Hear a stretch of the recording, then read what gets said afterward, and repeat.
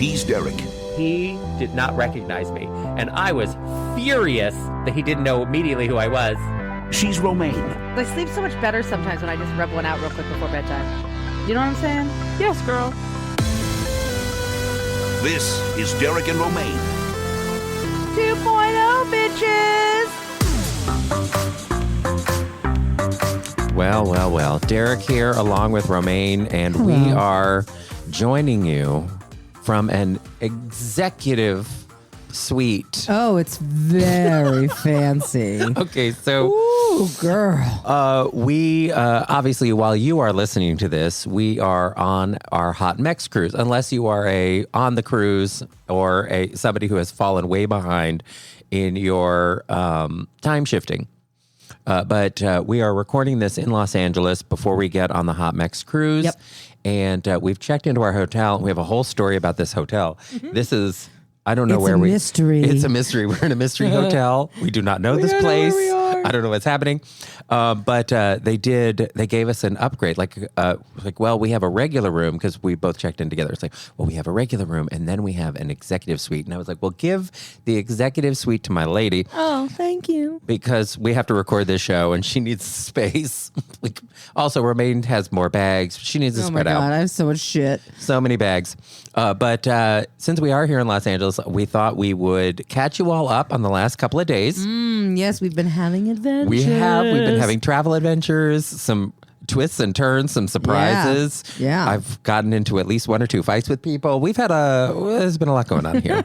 But we also, even though we told everyone we would be off the show on Thursday and Friday, and then we'll be out in California, and then Monday's a holiday, whatever. We already have 4 hookers on the hooker hotline. I don't even understand, Derek. We've literally been gone for 30 seconds. And they're just piling up. It's like, you guys know we're not going to be on the air for a while. What are you thinking? I think they wanted us to come back to 40 hookers and just do 2 straight hours of hooker phone calls. I mean, probably. I wouldn't be surprised if that's what they wanted. Anyway, speaking of hookers, it's a sketchy neighborhood. Ladies, am I right? Okay. Little. Okay. So, well, let me tell you this hotel mystery. So by the time you hear this, we'll be gone, so it doesn't matter. But years ago, the first time we did this Hot Mex cruise in 2015, we stayed in San Pedro, which is where the cruise port is. And we stayed at a hotel. Yeah. And it was cheap and close to the harbor, and it was great. Yeah. Great. Our only beef was they had a lobby bar. And so we said, all right, well, make sure you have somebody manning it. This happens with every place we go. We tell them all the time. We have a big group. Just be ready for prepared. us. We don't need a cut of the alcohol or anything. We're just warning you.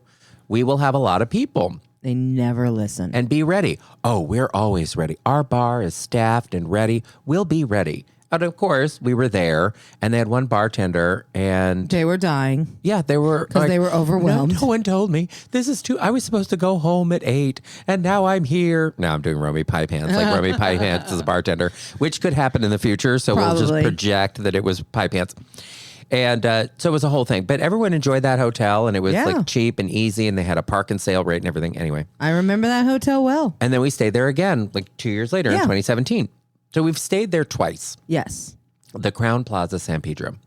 Now, the last time we did the Hot Mex cruise, we didn't stay here at the harbor. We stayed at Disneyland because we did days at Disneyland in 2021 because the everything had been closed. We're finally back. We went to Disneyland. Had a great time. Yeah, that was really good. Yeah, that was good times. And so we haven't stayed at this hotel since 2017. But I have been on their mailing list this whole time. Right. And last year, I got it's like, oh, I've got to book our host hotel. And I got an email from them. And they were like, hey, book your group at the hotel. Like an auto-generated thing. So it's like, oh, this is great. Hey, yeah, we are going back there. And we'll do that. We love that hotel. The first time we stayed here, I was loading evereverody in the free shuttle to the cruise. And the hotel offered me a job. They're like, if you would like to come and work here. And you're like, no. And load people in the van because you're really good at it. I was like, no, that's sad. But anyway, so we've been to this hotel twice. We know this hotel. I'm on the same mailing list. Here we are, Crown Plaza, San Pedro. So Romaine and I are driving up to the host hotel today, and we get to where because Romaine is watching the Google Maps and everything, doing a great job. I was navigating. And she's like, here's the hotel. Why are you driving past the hotel? I'm like, I see the hotel. That's not our hotel. And I'm like, this is not the hotel we've stayed at. But that's what the map says. And I know this is what we booked. Like, I'm on their sucker list. Like, this is a completely different building. Like, it's facing a different direction. It's in the same totally neighborhood. Different building. It's like same neighborhood, but not the same building. Because the building that before we were right on the water. Right. Like the building literally backed up to the water. And then I was like, but there's no water around our building. And it also had a whole parking lot that you drove into. And it was a big parking lot. And this was a hotel in the middle of sort of an urban area where it was right up on the sidewalk. I was like, what is this? Where are we? So we went around the block and then we pulled into the hotel. I'm like, this is our hotel. So I think that at some point in the last 6 years, the hotel, like they moved locations. Yeah. And now they're in this different hotel. And so now we're staying in a different hotel where we were not expecting to stay. Where is this place? This is new. But I have to imagine that other people who have been on either of the other two cruises where I told them, oh, it's the same hotel we were at before. Remember how great that was? Oh, yeah, it was so great. It was so cheap. And now we're here. They have to be feeling the same thing. They're like, what wait, the hell did I imagine that? What's happening? No, I know. Yeah, it's odd. It is a little strange. But I will say the people who work in this hotel, I don't think they know what's happening. Like, I don't think they are living in the same world we are. They feel very overwhelmed. And confused. Yes. And like, when we were checking in, oh my God. No. I got to talk about that guy. No. Okay. That homo. Okay. Okay, so we had this homo checking us in. And he felt the need to tell us every detail of everything ever. Right. I'm stapling your receipt together. Great. Like everything. Oh, yeah. I'm scanning your key card. Yeah. I'm writing the room number on your key card. Okay, like now Romaine's on this room, but I have to move her to that room because I'm going to put you on that room and Romaine on this room. And then I'm going to need you to initial 17 times and sign this piece of paper twice, the same exact same. It was very detailed. I was like, oh my God, this guy. It was insane. Yeah, it was a little bit, like all of it out loud. All of the quiet parts out loud. Yeah, but it's fine. We're here. No, we're it's here. a beautiful and we hotel. have a beautiful executive suite. Yeah, but I did, because we're up on a high floor. And of course, I'm like, where is our old hotel? So now I'm obsessed. Like, ripping open the curtains, looking around. He's like, where is it? Where is it? I know it's out here somewhere. We're way up high. I have to be able to see this hotel from here. Where is our mystery hotel? I don't know. Honestly, I don't even know. I don't either. It is a mystery. Life is a mystery, Derek. I think maybe they tore down that building. They might have. I mean, it was an old. That building was old. It was old. Yeah. Oh, I love old things. All right. Well. So we're at our new mystery hotel, and it's very close to the cruise port, so everyone will be happy, and we should be fine. But when we were flying here, Romaine and I were on the same plane. Yes. As I teased on our last live show. I was like, oh, we're doing that thing that they tell companies never to do, to have both people that run your company on the same plane, because if something bad happens. But whatever, you know what? I checked under my seat. There were no loose bolts, although we used to sit with the two of us in the same row. Yes. And then it was like, well, but then there's a middle seat. Do we just have the middle seat open and hope some stranger isn't between us, whatever? But we both like windows. Romaine is fine with either window or aisle, but like windows fine. So finally it's like, you know what? We should just double up where we'll both be in a window back to back, right? Yeah. And I was right behind Derek. Yeah. So I'll be in front. Romaine will be behind, so that when she's there not sleeping, she can see me unconscious the entire flight. I just want to kick a seat. It's very rude of me. Anyway, so we're sitting in the thing, and when I had checked in, the B seats next to both of us were open. Yeah. So we were very excited that we were going to have open B seats. I was like, yes. And then a man sat next to me and a woman sat next to Romaine. It's like, oh. Yeah, that sucked. Yeah. So we had, like, the seats were full. Yeah. But so the guy in the B seat next to me, he was from Australia. That's my Australian accent. That's horrible. I know. Well, you know what? It's been a long day. What do you want from me? I don't do good impressions. Nope. I'm not much of a singer. Nope. What am I doing here? Well, thank you. Good night. This show is over. Thank you. All right, that's it. I'm ending my radio career right now. Right now. Because obviously I have no talent. I don't know what I'm doing. None. So the guy in the B seat from Australia, that was even worse. He gets up and he goes to the bathroom.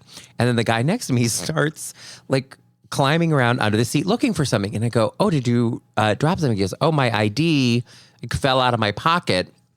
And I think it's down here somewhere." And he starts rummaging around under the seats. And he pulls up like a panel from off the floor. What? Yeah, like a little, like a decorative covering panel kind of a thing from under his seat. And all of a sudden, he has like a piece of the plane in his hand, and he looks at me and I go, "Well, at least it's not some bolts." I don't know what I'm supposed to say. Like, this doesn't seem like a crucial part of the plane, so I think we're okay. And he just sort of put it back where it was and like made a hard pat down of like, okay. And just like kept looking for his thing. I know it was a little disturbing. So, but we both got here in one piece. But when we landed, we had put it's a very full flight, everyone. And the flight attendants were not having it with anyone. Oh no, they were bitchy. This woman was going up and down the aisle and she was just making commentary on people's bags, but not actually addressing them. She would go by and she goes, "This wheelie bag could be up on its side," and then just kept walking. Like, didn't fix it or ask somebody to move it. She's like, "Oh, there'd be a lot more room in this bin if that bag was on top of that other bag." And then she just keep walking. It's like, oh, it's like a disinterested third party. So that was great. But we got in and we checked all of our big bags and everything. And then we both had backpacks. But Romaine, because she has two big bags, one for the show, the cruise stuff, and then the other one is her personal stuff. But she has a backpack, but it's pretty loose. Yeah. Because, people give her presents and she doesn't need to carry a lot of stuff in her backpack. But my backpack has everything I'm bringing. So it is packed like full. So we put our bags in the overhead bin and we do the flight. It's 6-hour flight. The plane is deplaning and we're in the back of the plane. Oh yeah, we're like in the very back. I was in row 49. She's in row 50. Like, we're way in the back and it was a huge plane. There were almost 3 or 4 bolts in the side of it. And it was pretty big.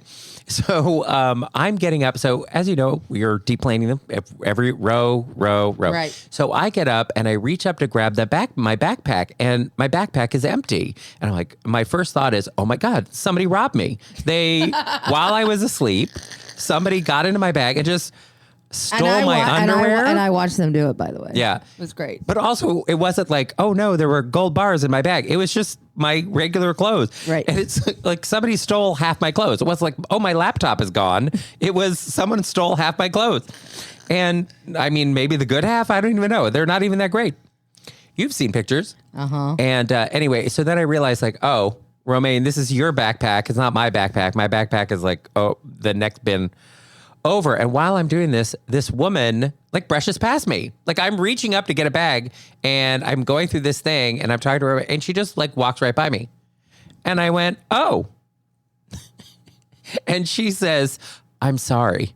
And I turned around and went, "No, you're not." I'm like, "Look, lady, I understand we've landed in Los Angeles and I get your LA behavior, but this plane took off from New Jersey. Yeah, and we're not the same in Jersey. No, I'm going to serve some Tri-City shade right back at you." Mm-hmm. Yeah. But it was rude. It was rude. She couldn't just have an ounce of patience. And it wasn't like we were sitting on the plane for 9 years. No, it deplaned really fast. It deplaned really, really fast. So there was no fucking reason for her not to have just an ounce of patience. She couldn't wait a split second. Yeah, it's stupid. And I get it. It wasn't like I was blocking the aisle or something, but she could have waited 1 second. Yeah, she fucking could have. Because the bins were empty. There was Romaine's backpack and my backpack. So it wasn't like I was rummaging around a bunch of things trying to find something, and it was going to take a while. There were only 2 bags. That was it. And I just accidentally grabbed the wrong one. So already, like, I'm in Los Angeles for 2 minutes and I'm already in a fight with somebody. That doesn't surprise me. I know. I feel like Chloe Sevigny. Like, I don't like the sun. I don't like anything about this place. I don't like the plants. I don't like that the industry I work in is here. It makes me feel self-conscious. Yeah. Romaine hasn't watched this Chloe Sevigny video yet. But now I feel like I need to. The gays have gone crazy over it. But if you're curious about why I left Los Angeles and why I don't want to move back, watch the Chloe Sevigny video that's been going through social media about why she hates Los Angeles. And it feels like she's reading my mind. Yeah. I'm like, oh, should I be friends with her? Because I Yeah. think we might be friends. You might be. I can see you two being friends, actually. Maybe.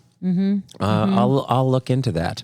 Yeah. So how has your trip experience been so far? Well, it's been great. You know, I love coming to Los Angeles. I hate Los Angeles. Chloe. I hate Los Angeles. But Now we're both Chloe. my favorite thing about LA is going to Disneyland. Right. You know, I became a Disneyland freak over the last couple of years. You're welcome. So on Friday, I have to think about what day it is because I've already lost track of time. On Friday, we went to the park. We had an unannounced personal day. Yeah. So this is, and I have to say, this is my new favorite thing Derek and I have been doing, where we take one day and we don't make it like a public day. It's just like Derek and Romaine are going out and having a little fun and a little adventure before we start the work part of our adventure. Right. Because most of the time, because like today, we had told everyone, well, if you're going to Disneyland, we will be in the park on Saturday. right. We will Yeah. hang out with you. Yeah. Here's where you can meet us if you want to have lunch with us and all that kind of thing. And so that's, it's fun to do that. Yeah. But sometimes it's nice for us to just burn through a park on our own. So we actually we met up with a few friends and we spent a day having a really fun adventure in the park. We had a private tour guide who took us from ride to ride and spoiled the shit out of us, and it was great because the group of people we were with had all gone to Disney a lot. Like we're all very big fans of Disney, so there wasn't that like, oh, we have to get in this ride or we're just going to die if we don't get to ride Space Mountain. Oh no, what would we do? We've all ridden it 5 million times. Now, do we love riding it? Of course we do, but it's not a requirement. I love that this is where my Disney experience is now, is that I've ridden things so many times and I've enjoyed the park so much that now I feel like I just have a much more relaxed time when I go to the parks because I could just go in, I can ride the rides I want. And if a ride is not available, then it's just not available. It's not the end of the world. But there were some new rides here that I hadn't ridden yet. So the Minnie and Mickey runaway train ride. I believe it's Mickey and Minnie. Whatever. Who cares? What? The girl can't come first? I'm just kidding.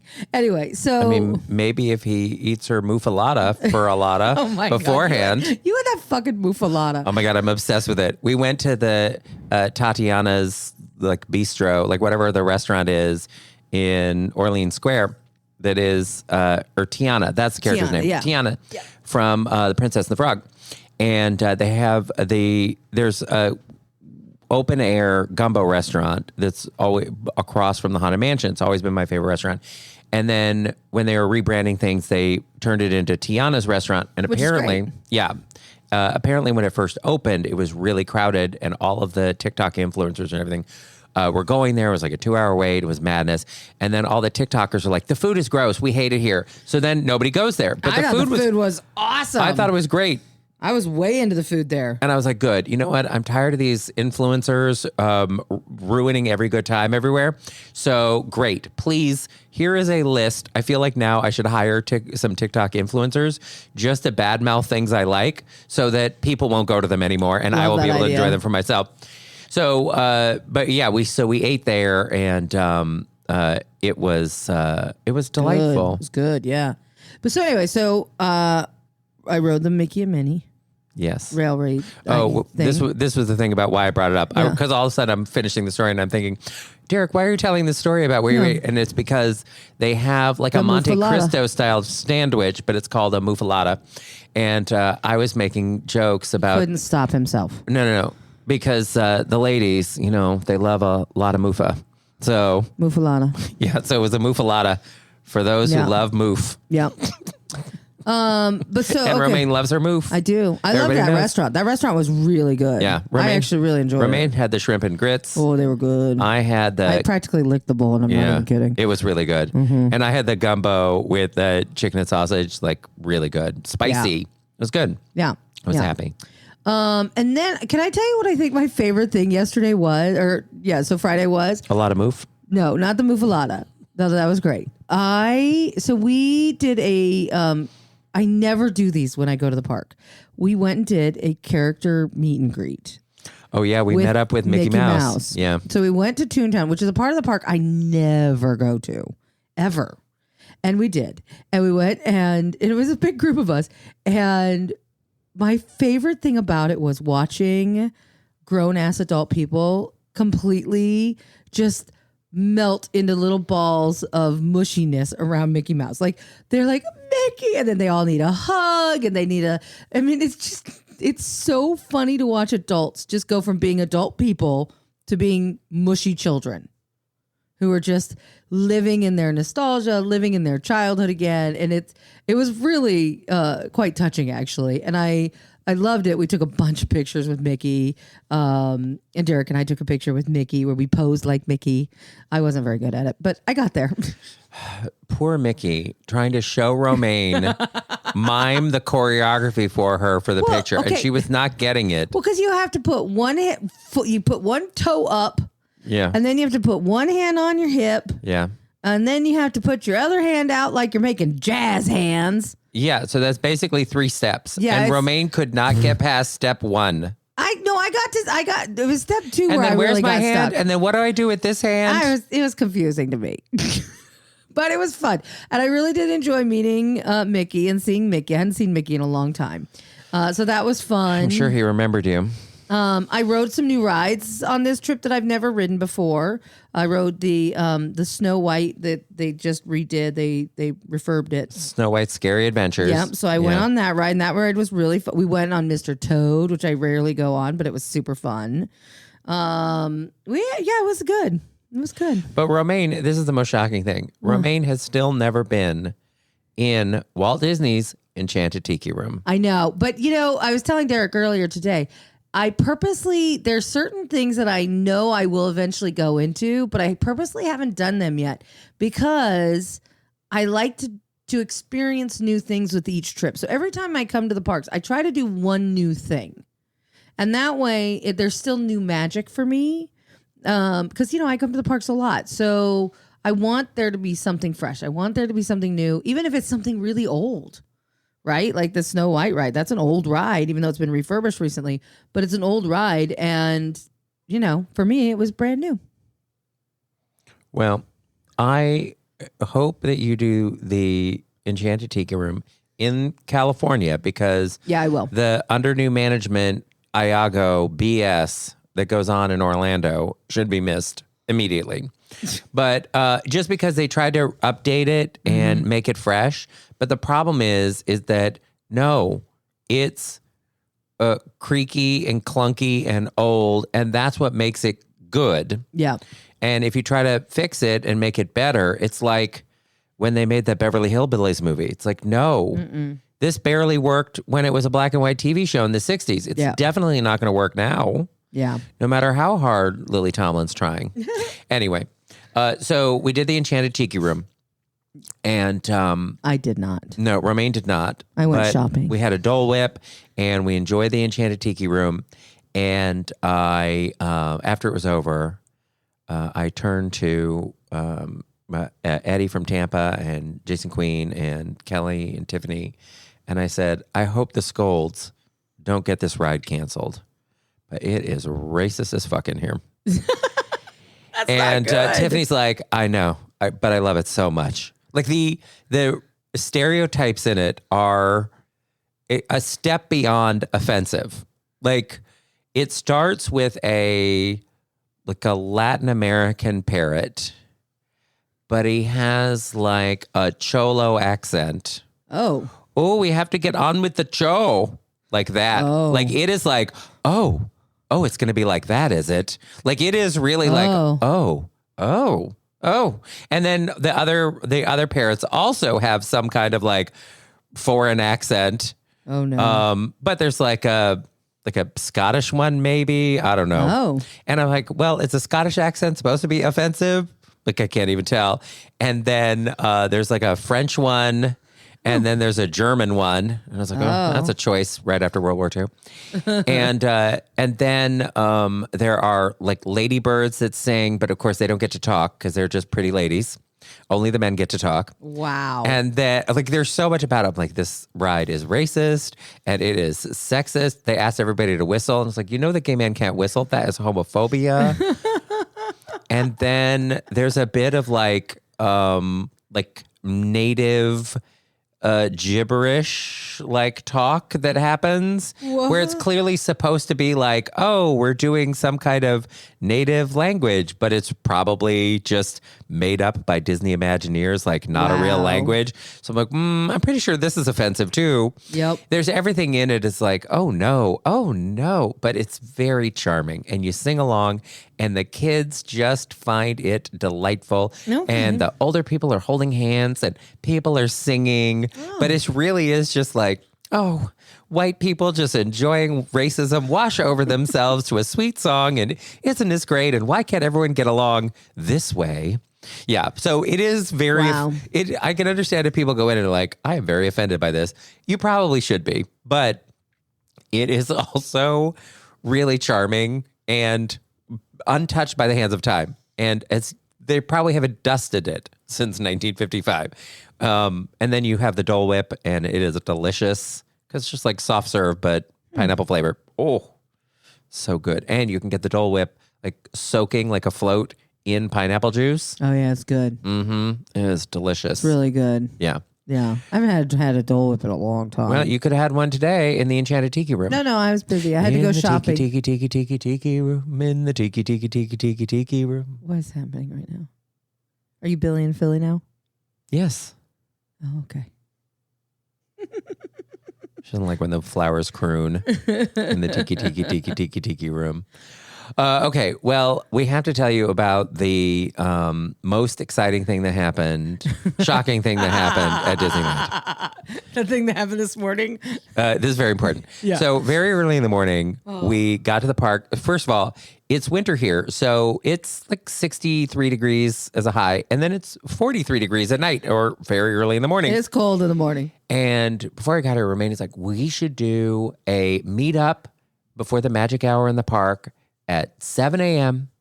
Out in front of the park, and then we'll do another meetup inside the park, like right before lunch, so people can meet us if they're coming early or whatever. So we get up. Because we knew we were having like a half day today. Yeah, but we didn't really think about the weather. So then it's like, oh, it's 43 degrees. It is freezing. It's freezing. And so we're walking up to the thing, and Romaine goes, how many listeners do you think will be waiting to see us? I think 3. I said, I think 0. It is so cold. 7 a.m. and it is cold, and nobody is going to want to be here. Also, we really didn't tell people we were going to be there other than the people who were going on Hot Mix. So it wasn't like, hey, Southern California, come and join us at Disneyland. Right. It really was, we just let the Hot Mex people know who were coming in for the cruise. Like, look, we were supposed to do another event on Saturday, but the place that we tried to book like stopped responding and we couldn't get anything. It's been crazy. So it's like, you know what? If you just want to go to Disneyland, we'll be there and we'll see you during the day. And then we have our meetup tonight in Long Beach as planned. So if not, we'll just see you in Long Beach. So I didn't expect there would be a lot of people there, but I really didn't think anyone would be there at 7 in the morning. But we did. Wrong. Well, we had one Eddie from Tampa was there. Yeah. So we walked around with Eddie all morning long, and of course Romaine is like, "Isn't this great? Eddie got to spend all this time with us." I was like, "Or." Eddie saw us, spent a few minutes with us, and then was forced to spend hours with us because there was no easy way to be like, well, I know I love your show and I came on your cruise, but I really didn't plan to spend the entire day with you. So bye.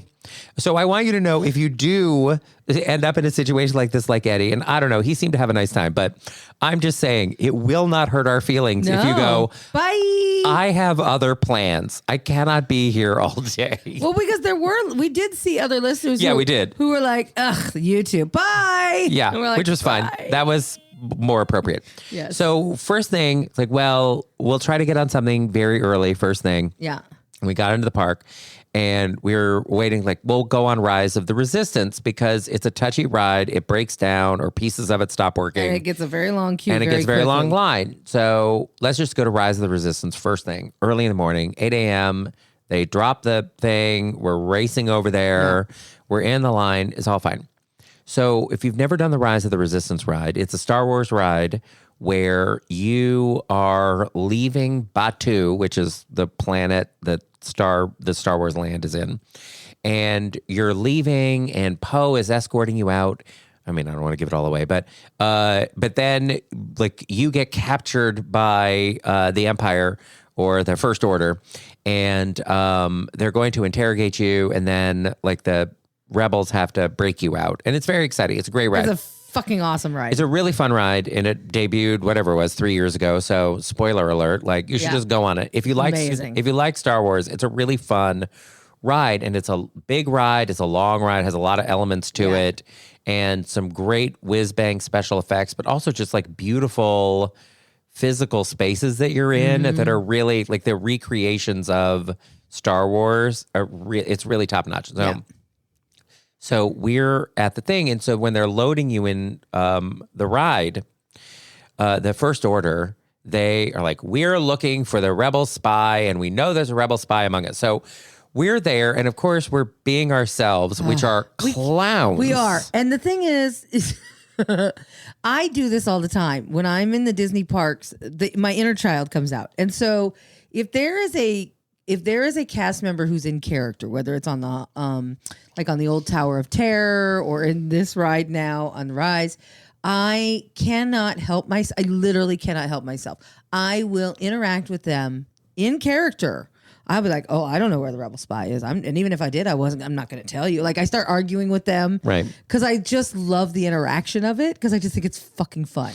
And me, I'm always here to do a bit. Always. So at one point they have like Kylo Ren shows up to terrorize you, and Kylo Ren says, I know you have what I want. And I yell out, you mean all this? Every time. And like every time. And so, I'm here for the, for the bit. So we're there, and the guy is, threatening everyone, like, we're going to find out who this rebel spy is, and stay in your area, and or else you're all going to be in charge, or all going to be in trouble. And so the whole time he keeps saying, like, I know there's a rebel spy among us. Romaine and I both are pointing at each other. Yeah, we're like, boop, boop, boop. Like, it's Derek. It's him. It's her. Whatever. And we're like, and the thing is, we're just being dumbasses because this is who we are. And we're none the wiser other than we're just being clowns. Just clowns. So we're doing this, and the cast member is totally in character and is totally playing into our nonsense. Yeah. Now, we did not say our names. Nope. But I was wearing a Derek and Romaine hoodie. Yes. Like it had the DNR, the subway letters on it, like the DNR, and this is Derek and Romaine show. So I was wearing like a Derek and Romaine thing, but we were just being like our clowny selves and dumb selves. You've heard us. I promise you, if we were in an elevator with you, you would know it's us. Yeah. Okay. So we're there like clowning around. And so the guy comes over and he's like loading everybody into the thing. And he goes, everyone can go in except you, to me. Right. You stay behind. You stay behind. I'm like, bye, bitch. Yeah. And I'm like, see ya. So Romaine goes in and they all go in. And like after a beat, he like just stands there. And then he leans over and he goes, tell Romaine, I know it was her. And so then I hear Derek guffaw. He's like, out in the hall. And I'm like, what the fuck is going on? And then he comes in and Derek tells me. Yeah. He's like, tell Romaine, we know it's her. And I'm like, wait a minute. We didn't say. We never said our names. Was right. And I was like, is that a listener? Did he recognize it? Did we get recognized by the First Order? Yeah, but not only did we get recognized, but he didn't break and tell us. No, he did not. That moment. Yeah. And so I'm like, and so then Derek and I are like, that is fucking hysterical. So now we're laughing. So now for the remainder of the ride, we're laughing about the fact that we just got recognized by the First Order. Right. Well, because you are a rebel spy. He obviously knew you were the spy. It was the spy they were looking for. He knew. So anyway, so we get off the ride, and I had previously said, "Oh, I'm in Disneyland, my favorite place," whatever, on my Facebook, and so then he had let me know that it was it was him, that it was a listener who did recognize you. Yes, but I just thought it was so funny and random, and totally random. And the funny thing is, because I had said on my Facebook before we even got there, I'm like, because this guy said, I'm at Rise. And I was like, how is he at Rise already? It's not even open yet. And then now I know. And I'm like, we're on our way to that ride next. So he was clearly keeping an eye out for us. Oh my God. That's hilarious. Oh yeah. Because he knew we were on our way to that ride. Oh my God, that's funny. Yeah. So anyway, it was very, very funny, and it made me giggle. Also, this never happens to us. Like, never. We're always blown away and surprised when people recognize us out in public because to be recognize when we're being complete clowns is even just being funnier. Ourselves, just so terrible. Because he was sitting there laughing to himself like, these fucking idiots have no idea I know who they are. Yeah. And we're just being dumb. It was great. Honestly, it was really fucking funny. So in case you're all wondering what we're really like when we're out and about, it's The same. exactly the Always same. the same. Although we were in line for one thing and Romaine got on her phone and was like texting Iris or something. And I was just standing there and I turned to Eddie and I was like, see, hanging out with us is just like the show, except there are much longer pauses. It's true. Like just giant gaps of silence. All right. Well, we don't want any gaps of silence here on today's show. And we do have a bunch of hooker calls on the hooker hotline. We do. So we might as well leap up into this who. We got some calls on the hooker hotline. Hooker hotline. Still hooking. I'm afraid to press the button. Just press the button. Hey bitches, Michael in Nashville, time shifting to by the time you listen to this last week's show. Property taxes. Romaine, Nashville property taxes, as you know, are fantastic. My entire mortgage, insurance, and taxes are just about what you pay for, just taxes. Now, granted, I bought a tiny house, or my husband and I bought a tiny house right when the market crashed. It's great. I love it. But my parents' house, I just paid their taxes, and it was just under $2,000. Now, granted, our sales tax is 9.25% here, and where my parents live just north of town is 9.75%, so they do get us elsewhere. Derek, I think you were talking about Romaine's taxes and being surprised that they go up so frequently, and I'm also kind of surprised by that, but it doesn't sound like it's the tax rate, right? It's just the assessment. Ours got reassessed several years ago, and even with our taxes almost doubling because of the assessment, my mortgage is still, like I said, just about what Romaine pays just in taxes. And then, Derek, you mentioned that you had gone to your city or county and asked them to reduce your taxes. Of course they did that. Most cities and counties offer a senior freeze. They offer a discount, freeze it, and then you won't see it go up. That's the benefit of being a senior. And then the last thing I wanted to talk about was the Tracy Chapman song, Fast Car. Every time I talk to somebody about the song, they sort of romanticize it and never remember the last verse and sort of how the song is about the cyclical nature of alcoholism and staying in a small town. She talks about her husband staying late at the bar, seeing more of his friends than he does his kids, and then finally saying, get in your fast car and keep driving, which I take to mean, like, get the fuck out of here. Anyway, I hope you had a good time off, and can't wait to hear you when you get back. Bye, bitches. Thanks. I can't believe how he shaded me like that. First of all, the agreement of my taxes was when I first bought the house, 15, 16 years ago. So I'm like, oh, how dare. Because if I was a senior then, what crypt keeper am I now? Oh, I think you know. Oh, how dare you. How dare you all. Also, I mean, other people heard the property tax conversation because it was among the listeners that we have run into here. They all brought it up too. Yeah. But I think, this is a common thing of home ownership. And, as you think about what if I lived in another place? Because there are trade-offs with everything, right? Oh, yeah. There are places where the property taxes are high, but the sales tax might be lower, or the sales tax are higher, the property taxes are lower. But also, what services are available, right? What's going on. I do think my town where I live, really, everybody who's run for any office in the county, Democrat or Republican, has been adamant about not raising property taxes. And I get, they can sort of backdoor raise property taxes by just reassessing everybody. But I really think that they're the politicians, it is such a sensitive issue where I am that I think they don't even want to do that. But my town is a poor town. And it, over the last few years, really the last decade or so, has just been getting massive infusions of cash from the state, from the federal government, because our school system, our town was poor and our school system was a mess. And so they have been pumping money in to fix things up because it was a problem. And so I think that has also helped to keep them from reassessing and keep our taxes low because they have other money coming in from other sources. There's also been a lot of expansion. They've been building a lot of new like apartment buildings and condo complexes and things like that. So they have been expanding the tax base in my town as opposed to needing to just keep jacking up the taxes on the people who live there. But I suspect that probably, just talking about this is going to put it in the ether, and then they're going to be like, knock, knock, knock. Hello, we've reassessed you. And, You owe $5,000 more this year. yeah, bite this pillow. Like I feel like they're like, it's just waiting right around the corner. But the reality is, I got them, they took about $3,000 a year off my property taxes 15 years ago when they dropped it.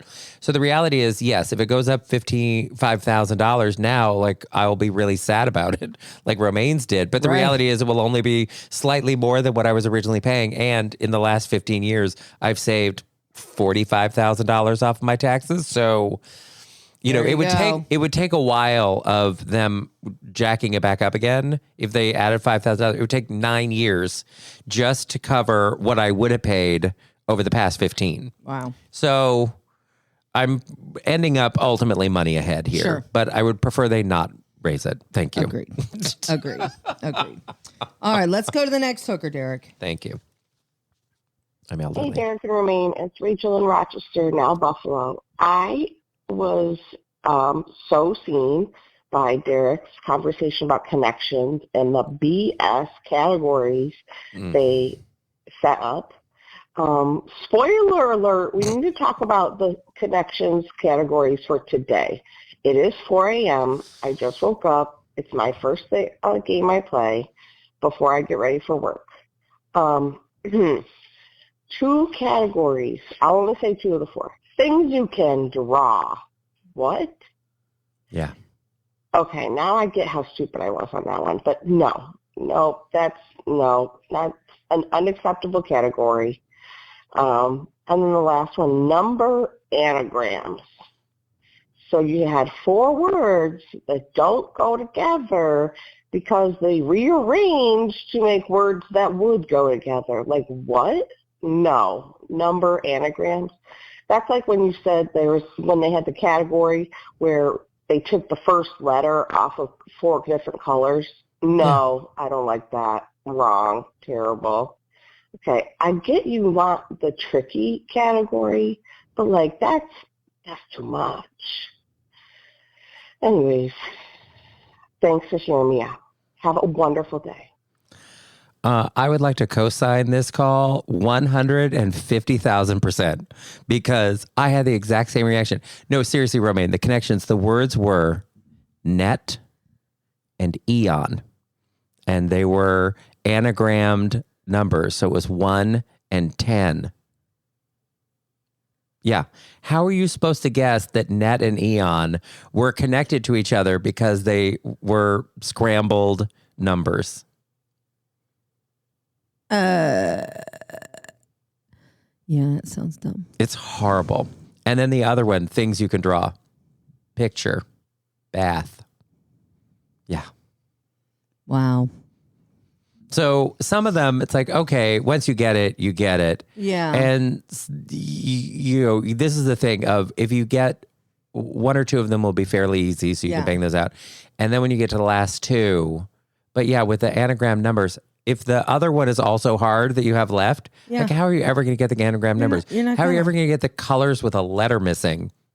Oh, it's such BS. I mean, I keep playing every day, but I'm infuriated the whole time. Because it doesn't make me... Why do people torture yourself? Well, it doesn't make me feel a sense of accomplishment when I get it right, but it just makes me furious when it's like an impossible to guess thing. Yeah. Yeah, that's crazy. Yeah. So I'm with you on this. I'm glad I'm not the only one. I know a bunch of our other listeners play the New York Times games, like the games in the game section. So we're all in the same boat here. And, I don't want to write a letter to them because I'm sure the New York Times is exactly like Jeopardy, that the high-end cranks that they get must drive them absolutely batty. You know it does. Like the people who write to Jeopardy because they have the comma in the wrong place. Yeah. No, I can't be that person, but I am expressing here, and now we can all be a community together of you're not the only one who looks at some of these categories on connections and go, come on. Like even the ones that I end up getting because it was the 4th one, I'm like, all right, I guess I'll see what this was. Almost every time I'm like, come on. And not in a fun Sheryl Crow in the 90s way. Yeah. It's like, no, this is BS. Okay. Well, let's go to the next hooker, Derek. Thank you, Rachel. Hi, Derek and Romaine. This is Julia. And Derek, first of all, I wanted to thank you for explaining why, people over in the Republican Party think the way they do, even though you may not know exactly what they're thinking, but kind of like the general gist of why they're rabidly supporting certain things. And I do appreciate that. It helps me to understand kind of their side of what's going on. And Romaine, Yes. in regards to the 23andMe DNA stuff, I'm not trying to say that Iris absolutely needs to do it. I'm not trying to say that. At the same time, I've also had a really good experience with it myself, because I just found out within the last few days that I have a whole litter of half-siblings that I never knew about because my parents had artificial insemination to have me. Oh. And so far, it's been a good experience. Anyway, you guys have a good day, and have a good rest of your show, and happy Thursday. Okay. Bye. Quick cue on that. Was this something that you knew before or after you took a DNA test? Oh, that's a good question. Thank you. Because I kind of feel like, I took a DNA test and I have all these siblings. And then your parents are like, LOLs, fun fact. But I assume that was something that may already have been known in that. But I was talking to, I don't want to blow up their life, but, Eddie has been doing some of this genealogy research himself. And he had he saw something funny that was unusual funny, not hilarious funny in a census record. It's how do I know if this is a real thing or not a real thing? And because sometimes with the paper records, is that sometimes there is there's just a typographical error. The census taker writes something down wrong, or they mishear, they misunderstand. If you think about it, you go back 2 or 3 generations, almost most families in America, you're talking about people where English is not their first language, right? Or the census taker may come to a house where nobody speaks English, and sometimes they would just write whatever they felt like writing. This happens a lot because they had to fill out the census, and it's I can't understand anyone. And I said name 5 times, and then finally I pointed at them, and they said, whatever their name was, and I just wrote it down, and then I guessed what their age was by what they looked like. Because this will happen sometimes. You'll be like, why are the ages so wrong? And I think it's because the census taker was like, I don't know how old. I couldn't understand them. They didn't speak English. So she looked 47 to me, and then they just write it down. That's crazy. Yeah, but who was looking over the shoulder? It, yeah. But also, no, I'm sure a census taker in 1910 did not think, 110 years from now, people are going to be using this to track their family history. Oh, yeah, that's probably true. They never, nobody ever thought anyone was going to see it. It was my supervisor wants these filled. I'm getting paid to do it. I have to finish it by the end of April, and I'll just write whatever I need to write in here. Yeah, makes sense. Yeah. So sometimes you get things that are funky results because of that, because the information was not accurate. And then sometimes families don't know that much about their own family. So when their patriarch dies, they don't necessarily know what their parents' names were. That's true. Sometimes it's just they'll put, the man dies, and then they just say his father's name was the same name because they don't know. So they're we'll just put that. And then you now are trying to track them down, and that will not be good information. So it is sometimes you have to really have a shredded out about almost every single thing that you look at. Sure. But generally my rule of thumb about this is you'll have information and then you can go with that.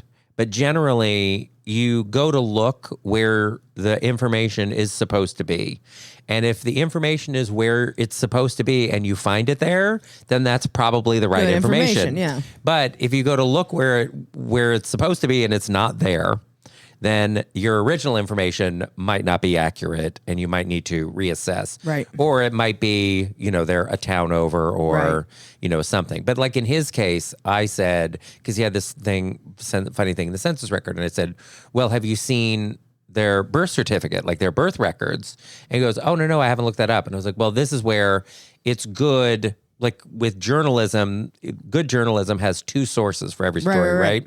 And I feel this way about genealogy. Like having multiple sources of the same information is useful. So like if there is a birth date on a death record, make sure you find a birth record and then that matches up because it should be exactly the same. Sometimes it's not, because sometimes people will be born and then will be baptized, whatever, 2 weeks later.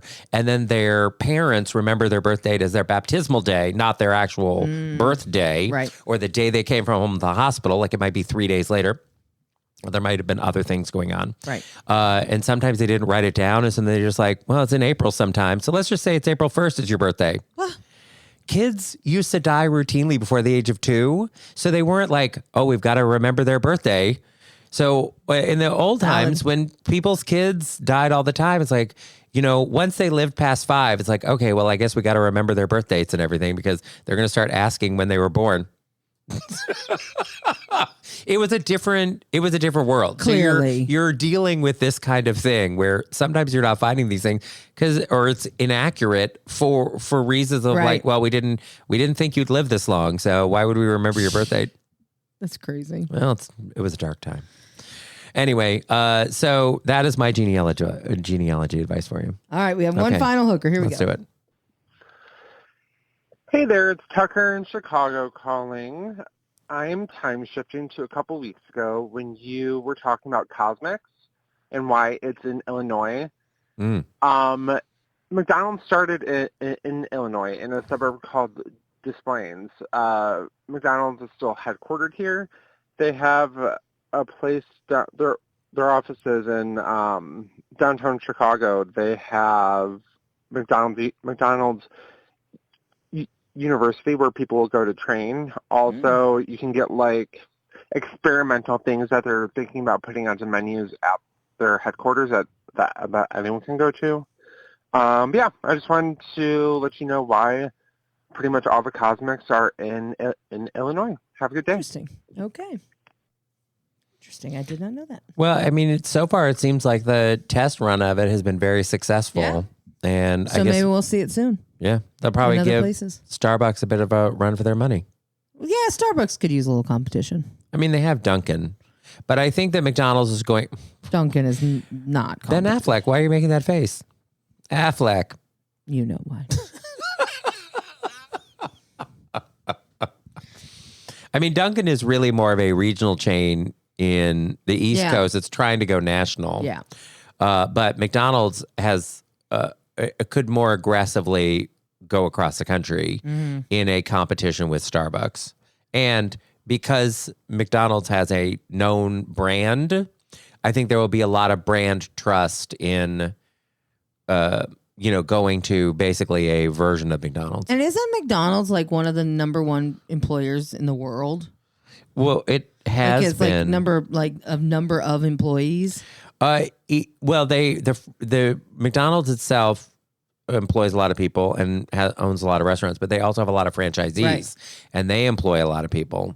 But I think McDonald's, it isn't so much one of the top employers as at one point, 1 in 4 or something like that, people in America had at one time worked at McDonald's. What? Yeah. Because it was crazy. such a, but this is part of why, you hear from people all the time of like, oh, well, we don't need to raise the minimum wage because the people who work minimum wage jobs are teenagers. And it comes out of this mindset of, working at McDonald's is a job you do as a teenager. Sure. That's why the rate is low, because it is an unskilled job that you do for a couple of summers. Yeah. And then you go on to your real life and your real career. Right. Obviously, there are managers who work at McDonald's. There are executives that work at the headquarters in Illinois. So it's not like it is just purely a teen summer job. But this is where this perception about the minimum wage comes from, is that people associate their own minimum wage fast food experience as a teenager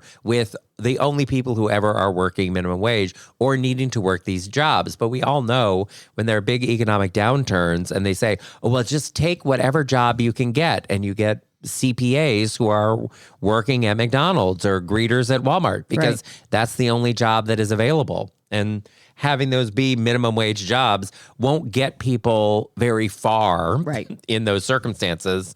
But anyway, so that's it on McDonald's, I guess. Wonderful.